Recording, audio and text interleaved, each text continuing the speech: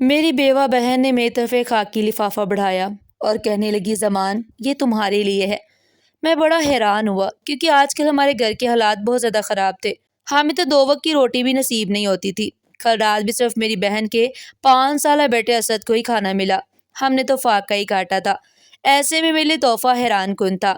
میں حیرانی میں مبتلا تھا کہ مجھے یہ لفافہ تھام لینا چاہیے یا نہیں۔ مجھے سوچ میں گم ہوتا دیکھ کر میری بہن بولی زمان یہ لفافہ تم پکڑ لو۔ میں نے وہ لفافہ پکڑا اور اسے جلدی سے کھول کر دیکھا تو اس میں بہت سارے پیسے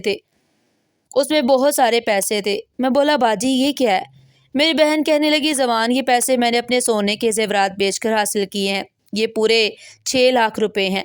میں بولا باجی آپ نے ایسا کیوں کیا؟ آپ کا شوہر اس دنیا سے چلا گیا، یہ باپ کا سرمایہ تھا، آپ نے زیورات کیوں بیچ دیے؟ کل کو اسد کے کام آئیں گے۔ باجی بولی زمان تم نے بھی تو خوب بات کہی ہے، ہمارے گھر میں فاقے ہو رہے ہیں، گزر بسر مشکل ہو گئی ہے اور تمہیں اسد کے مستقبل کی پڑی ہے۔ تم ایسا کرو کہ ان پیسوں سے ٹیکسی خرید لو، کم از کم تھوڑا بہت تو کمانے لگو گے نا۔ میں نے وہ پیسے باجی کی طرف بڑھا دیے اور بولا یہ پیسے آپ واپس کر کے اپنے زیورات لے آئیے، میں کوئی اور کام ڈھونڈ لوں گا۔ باجی ہنسی اور پھر رونے لگی، بولی مجھے بیوہ ہو کر امی کے گھر آئے ہوئے 1 سال ہو گیا۔ اس 1 سال میں تم نے ملازمت ڈھونڈنے کی بہت کوشش کی مگر تم ناکام رہے ہو۔ اب تو محلے والوں نے بھی ہمیں قرض دینا بند کر دیا۔ مجھے یہی فکر ہے کہ میرا بچہ اسکول سے نکال دیا جائے گا۔ میں اسے محروم ہوتا نہیں دیکھنا چاہتی۔ میں چاہتی ہوں کہ وہ اس پریشانی میں نہ رہے کہ آج کھانا ملے گا بھی یا نہیں۔ بتاؤ اگر تم نہیں کرنا چاہتے تو میں خود ہی کسی فیکٹری میں ملازمت کر لیتی ہوں۔ باجی کی باتیں سن کر میرا دل بیٹھ گیا۔ میں بولا باجی آپ کی سب کیا کہہ رہی ہیں؟ میرے ہوتے ہوئے آپ کو کام کرنے کی ضرورت نہیں ہے۔ باجی نے پیسے میری طرف بڑھا دیے اور بولی پھر یہ پکڑ لو۔ نہ چاہتے ہوئے بھی میں نے وہ پیسے لے لیے۔ میں جلدی سے گھر سے باہر نکل آیا۔ میں بے بسی کی انتہا پر پہنچ چکا تھا۔ میں کیسا بھائی تھا کہ اپنی بہن کو کچھ دینے کی بجائے اسے ہی لے رہا تھا۔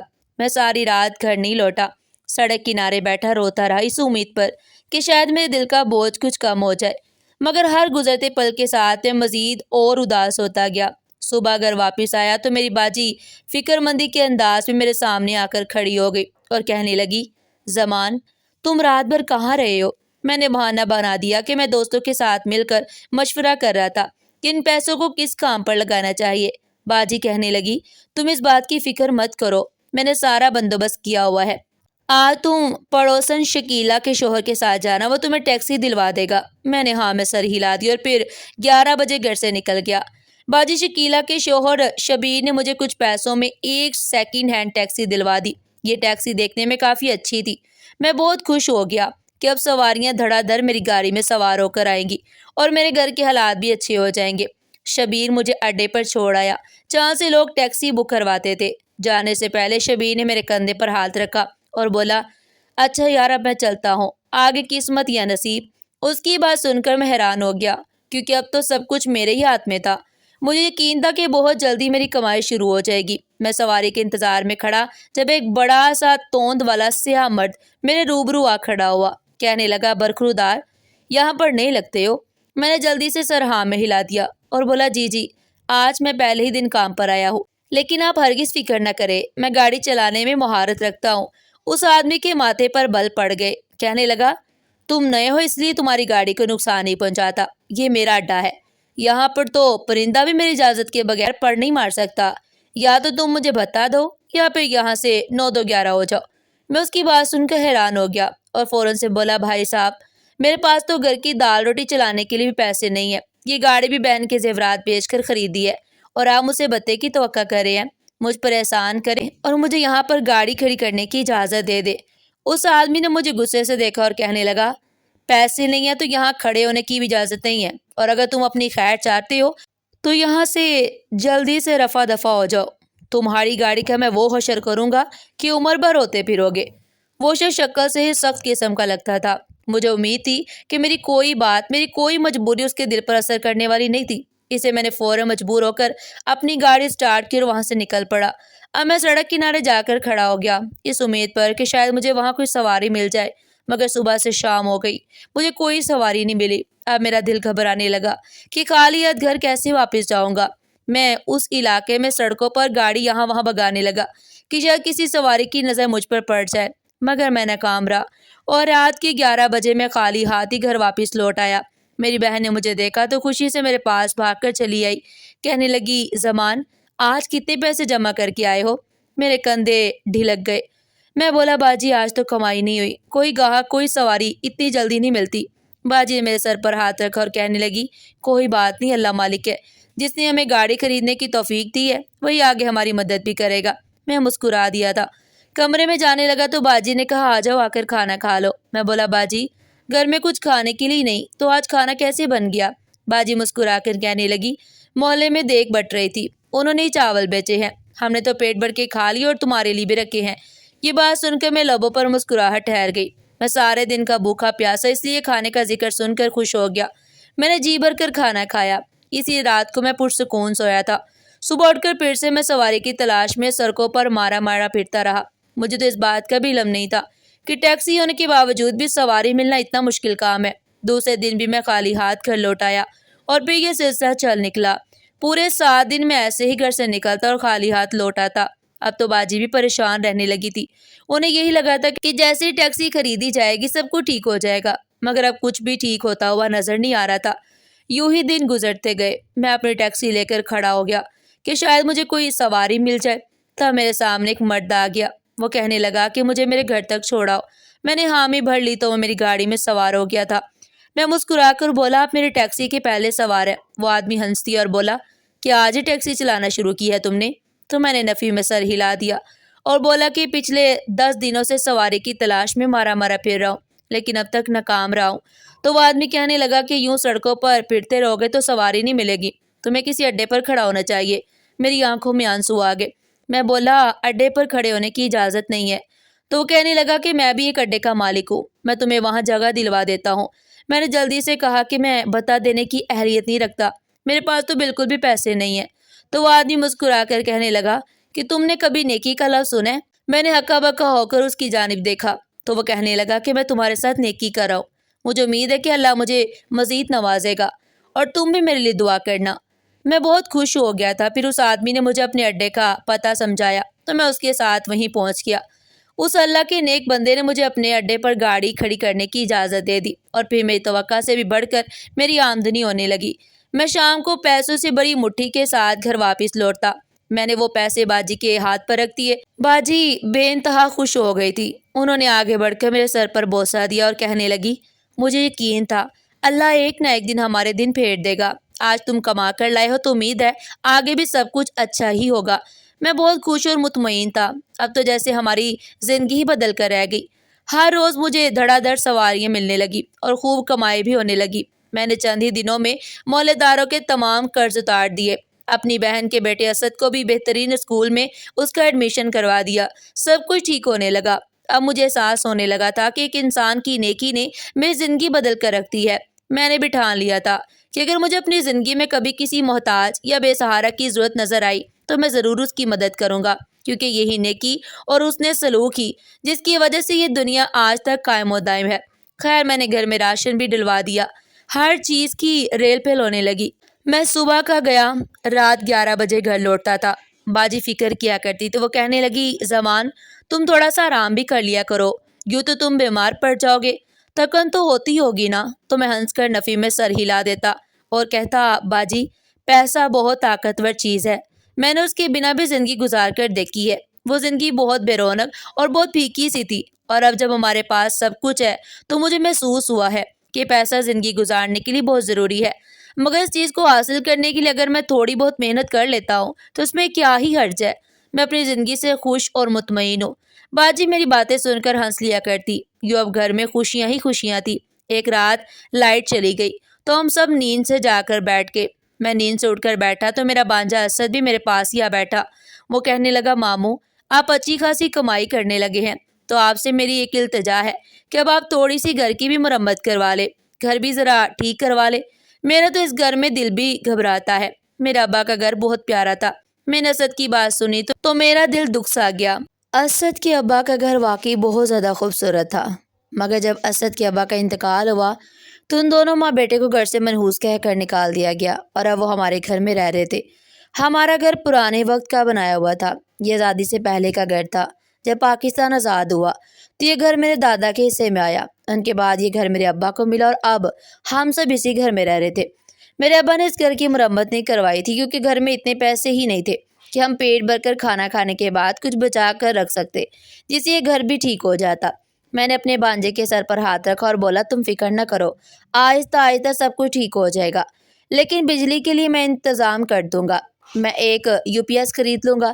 میری بات سن کر میرا بھانجا بھی انتہا خوش ہو گیا۔ خیر چند دنوں کی مزید کمائی کے بعد میں نے ایک چھوٹا سا UPS لے لیا جس سے 3-4 پنکھے چل جایا کرتے تھے۔ سب کچھ بالکل ٹھیک ہو گیا تھا۔ پھر ایک صبح مجھ پر ایک ایسی ہی قیامت ٹوٹی کہ سب کچھ بدل کر رہ گیا۔ میں صبح سویرے ٹیکسی لے کر گھر سے نکلا تو دیکھا سڑک کنارے ایک نوجوان لڑکی کا ایکسیڈنٹ ہو گیا اور وہ سڑک پر ہی تڑپ رہی تھی۔ اس کے ارد گرد لوگ جمع تھے مگر کوئی بھی آگے نہیں بڑھ رہا تھا۔ مجھے بہت افسوس ہوا کہ لوگ تماشا دیکھ رہے ہیں مگر اس بیچاری کی مدد کوئی نہیں کر رہا۔ میں نے اسے گاڑی میں ڈالا ہاسپٹل لے آیا۔ حالانکہ لوگ مجھے منع کرتے رہے کہ یہ پولیس کیس ہے مگر میں نے اپنی بھی پرواہ نہیں کی۔ لڑکی کے پاس موجود چیزوں کے ذریعے اس کی شناخت کر لی گئی اور اس کے باپ کو بھی ہاسپٹل بلا لیا گیا۔ تب پتہ چلا کہ لڑکی کا باپ بہت غریب ہے اور ڈاکٹر نے اس کا آپریشن کرنے سے منع کر دیا ہے کیونکہ آپریشن کے لیے 1 لاکھ روپے چاہیے تھے۔ لڑکی کا باپ ایک ایک شخص کے سامنے ہاتھ جوڑا تھا اور مدد کی اپیل کر رہا تھا مگر کوئی بھی 1 لاکھ دینے پر راضی نہیں تھا۔ وہ آدمی کہنے لگا کہ کسی کی ایک نیکی سے میری بچی کی جان بچ سکتی ہے، خدا کے لیے کوئی میری مدد کرے۔ پیسوں کی کیا حیثیت ہے، یہ تو آنے جانے والی چیز ہے مگر زندگی لوٹ کر واپس نہیں آتی، خدا کے لیے میری مدد کیجیے۔ مجھے خود سے کیا ہوا وہ وعدہ یاد آ گیا جو میں نے کیا تھا کہ جب کسی کو میری مدد کی ضرورت ہوگی تو میں ضرور اس کے کام آؤں گا۔ میرے پاس 1 لاکھ نہیں تھے، اسے میں نے فوراً اپنی ٹیکسی بھیج دی اور سارا پیسہ اس لڑکی کے علاج پر لگا دیا۔ لڑکی کا آپریشن شروع ہو گیا۔ میں اس کے غریب والد کے ساتھ ہی کھڑا تھا، میں ہر لمحہ ان کی مدد کر رہا تھا، ساتھ ہی ساتھ انہیں دلاسا بھی دیتا رہا۔ شام کے 5 بجے تک اس لڑکی کا آپریشن کامیابی سے مکمل ہو چکا تھا اور وہ ہوش میں بھی آ گئی تھی۔ اسے میں نے لڑکی کے والد سے اپنے گھر جانے کی اجازت مانگی۔ اس نے مجھے بہت سی دعائیں دی اور بولا تمہیں اس کا انعام ملے گا۔ میں مسکرا کر ہاسپٹل سے نکل گیا اور پیدل ہی گھر کی طرف روانہ ہو گیا۔ میرے لیے یہی کافی تھا کہ مجھے دعائیں مل گئی تھی۔ گھر میں راشن وغیرہ پہلے ہی موجود تھا، اسے مجھے ٹیکسی بیچنے پر زیادہ افسوس نہیں ہوا۔ میں نے سوچا جب تک گھر کی چیزیں ختم ہوں گی تب تک مجھے کوئی نہ کوئی کام ضرور مل جائے گا اور مجھے امید تھی کہ اس بزرگ کی دعائیں رائے گھر نہیں جائیں گی، اللہ میری مدد ضرور کرے گا۔ خیر رات گئے، جب میں گھر کے اندر داخل ہوا تو میرے پیروں تلے سے زمین نکل گئی کیونکہ میرے گھر کی حالت بہت بری ہو چکی تھی۔ ہر شے اجڑی پڑی تھی، ایسا لگتا تھا جیسے کوئی بہت بڑا طوفان میرے گھر سے ہو کر گزرا ہو۔ میں جلدی سے اندر داخل ہوا تو میری بہن دوڑتی ہوئی آئی اور میرے گلے لگ گئی اور پھوٹ پھوٹ کر رونے لگی۔ میں بولا مجھے کچھ تو بتاؤ کہ ہوا کیا ہے، یہ سب کس نے کیا ہے؟ وہ بولی زمان ہمارے ساتھ بہت ظلم ہو گیا، نہ جانے کس نے پولیس کو جھوٹی خبر دے دی کہ ہم منشیات کا کاروبار کرتے ہیں، اسی وہ ہمارے گھر پر چھاپا مارنے آئے تھے۔ انہوں نے گھر کی ایک ایک چیز اٹھا کر تہس نہس کر دی اور ساتھ ہی جو تم نے راشن ڈلوایا تھا وہ بھی اٹھا کر لے گئے اور یہ کہنے لگے کہ ہم نے اس کو بھی چیک کرنا ہے، کہیں اس میں منشیات تو نہیں چھپائی۔ میں نے جب یہ باتیں سنی تو میں ہکا بکا رہ گیا کہ یہ سب میرے ساتھ کیسے ہو سکتا تھا۔ میں نے دیکھا کہ ہمارے صحن کو بھی کھود ڈالا تھا۔ میرا 5 سالہ بانجا ایک چارپائی پر ڈرا سہما بیٹھا تھا۔ میں اس کے پاس بیٹھ گیا اور بولا اسد بیٹا پریشان ہونے کی ضرورت نہیں ہے، سب کچھ ٹھیک ہو جائے گا۔ تو اس نے میرے کندھے پر ہاتھ رکھا اور بولا ماموں میں پریشان نہیں ہوں، مجھے امید ہے کہ جس طرح آپ نے پہلے سب کچھ ٹھیک کر دیا ابھی آپ ایسے ہی سب کچھ ٹھیک کر دیں گے۔ اب تو آپ کے پاس ٹیکسی بھی ہے، میری امی کو اپنے زیور بیچنے کی ضرورت نہیں پڑے گی۔ اسد کی بات سن کر مجھے شرمندگی نے آ گھیرا۔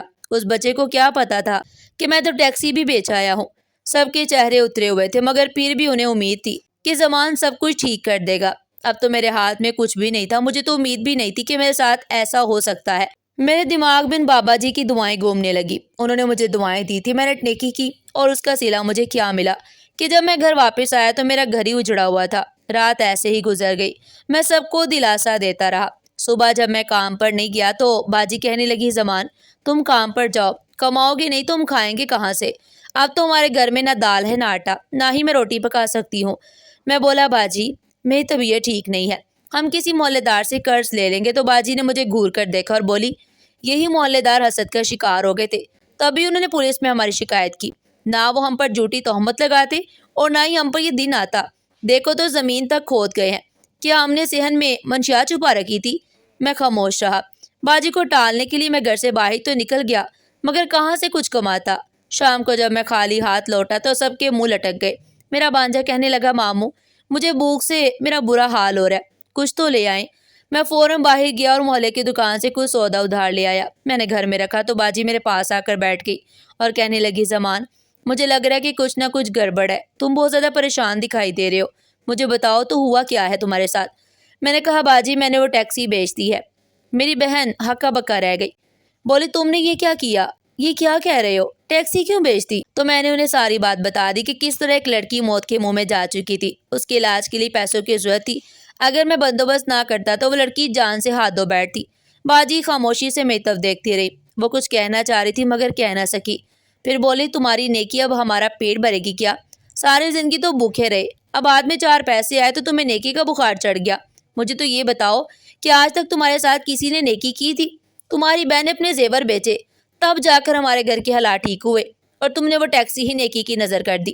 اسد بولا امی زمان ماموں نے اچھا کام کیا ہے، اسے کچھ مت کہو۔ باجی کہنے لگی ہمیں کیا ملے گا سچے کام سے؟ اس لڑکی کا باپ کہیں سے بھی پیسوں کا انتظام کر لیتا، کم از کم ہمارے پیٹ پر تو زمان یہ وار نہ کرتا۔ یہ باتیں سن کر میں بہت کم زدہ ہو گیا اور رونے لگا۔ میری بہن کہنے لگی سب کچھ ٹھیک ہو جائے گا، مگر ان کے کہنے کے باوجود کچھ بھی ٹھیک نہیں ہوا، سب کچھ پھر پہلے جیسا ہونے لگا۔ ہمارے گھر میں دوبارہ فاقے اور غربت آ گئی۔ باجی سارا دن مجھے باتیں سناتی رہتی جبکہ اسد بہت اداس رہتا۔ وہ میرے پاس آ کر بیٹھ گیا اور بولا ماموں یہ نیکی بہت بری چیز ہوتی ہے کیا؟ میں فوراً بولا نہیں بیٹا ایسی کوئی بات نہیں، تم ایسا کیوں کہہ رہے ہو؟ تو بولا جس دن سے آپ نے نیکی کی ہے ہمارے گھر کے حالات ہی خراب ہو گئے ہیں، مجھے تو لگنے لگا ہے کہ نیکی اچھی نہیں ہوتی۔ میں نے اس کے سر پر ہاتھ پھیرا اور بولا بیٹا نیکی تو اچھی ہوتی ہے مگر آزمائش بھی تو اللہ کی طرف سے ہی ہوتی ہے نا، تم سمجھو کہ آزمائش اللہ کی طرف سے آئی ہے، مجھے امید ہے کہ ایک نہ ایک دن سب کچھ ٹھیک ہو جائے گا۔ اسد اداس بیٹھا تھا تو میں نے کہا جاؤ جا کر صحن میں کھیلو۔ وہ بولا ماموں سارا صحن ٹوٹا پڑا ہے، وہاں کھیلتا ہوں تو پاؤں زخمی ہو جاتے ہیں۔ میں بولا ٹوٹے ہوئے صحن کے پاس ہی بیٹھ کر کھیلو، چھوٹے بچوں کو تو مٹی میں کھیلنے کا بہت شوق ہوتا ہے، تم بھی مٹی میں کھیلو دل لگ جائے گا تمہارا۔ اتنا کہہ کر وہ کمرے سے باہر نکل گیا اور مٹی میں کھیلنے لگا۔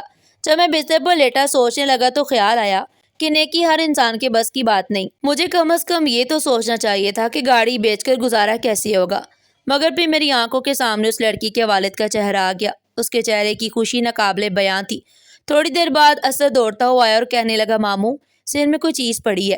میں حیران ہو کر اس کے ساتھ باہر آیا، اس نے اشارہ کیا کہ صحن میں کوئی چیز ہے۔ وہ بولا ماموں یہ کسی کی لاش ہے۔ یہ سن کر میں اور گھبرا گیا کہ کہیں ہمارے لیے کوئی نئی آزمائش نہ کھڑی ہو جائے۔ میں نے اسد کو پیچھے کیا اور خود ہاتھوں سے مٹی کھودنے لگا۔ وہاں ایک سفید کپڑا تھا، جب میں نے مزید مٹی ہٹائی تو دیکھا ایک چھوٹی سی پوٹلی تھی۔ میں ڈر بھی رہا تھا کہ اسے کھولوں یا نہیں، مگر میں نے ہمت کی اور اللہ کا نام لے کر پوٹلی کھول دی۔ یہ دیکھ کر میری آنکھیں چندیا گئی کیونکہ اس میں سونے کے زیورات تھے، صرف یہی نہیں بلکہ سونے کے سکے بھی تھے۔ میں زور سے چلایا باجی جلدی سے ادھر آؤ۔ وہ دوڑتی ہوئی آئیں، جب ان کی نظر زیورات پر پڑی تو وہ بھی حیران رہ گئی۔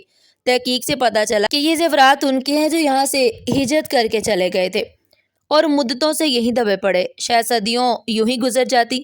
یہ ہمارے حصے کی دولت تھی، ہم سب کی آنکھوں میں آنسو تھے، ان زیورات نے ہمارے بہت کام آئے، ہماری زندگیاں یکسر بدل گئیں، ہمارے حالات سنور گئے۔ بہن نے جو زیورات بیچے تھے وہ بھی نئے بنوا دیے، ہم نے ایک اعلیٰ پوش علاقے میں نیا گھر لے لیا، میری بہن کے لیے بھی ایک اچھا رشتہ آ گیا، وہ لڑکا اسد کو بھی قبول کرنے پر تیار تھا۔ بہن کی رضامندی سے امی نے رشتہ طے کر دیا، میری بہن بیاہ کر اپنے گھر چلی گئی اور اب وہ بہت خوش تھی۔ اب امی اکثر میرے پاس آ کر بیٹھتی اور کہتی زمان ہمارے حالات جو بدلے ہیں نا وہ صرف تمہاری وجہ سے ممکن ہوئے ہیں، اگر تم نیکی نہ کرتے تو ہم آج بھی وہ 2 وقت کی روٹی کو ترس رہے ہوتے۔ تم نے اپنی حیثیت سے بڑھ کر نیکی کی، اس لیے اللہ نے بھی ہمیں ہماری اوقات سے بڑھ کر نوازا۔ یہ اللہ کے کام ہے، وہ کسی کا احسان نہیں رکھتا، نیکی کا بدلہ لوٹ کر ضرور آتا ہے، جیسے میرے ساتھ ہوا۔ میں نے اپنی زندگی کے تجربے سے یہی سیکھا ہے کہ اللہ اپنی مخلوق کے ساتھ بھلائی کرنے والوں کو بہت نوازتا ہے۔ ناظرین آپ کو ہماری آج کی کہانی کیسی لگی کمنٹ سیکشن میں اپنی قیمتی رائے کا اظہار ضرور کیجیے گا، اور اس طرح کی مزید سبق آموز کہانیاں سننے کے لیے چینل کو سبسکرائب کریں، ویڈیو کو لائک کریں اور زیادہ سے زیادہ شیئر کریں۔ پھر ملتی ہیں ایک نئی کہانی کے ساتھ، تب تک کے لیے اللہ حافظ۔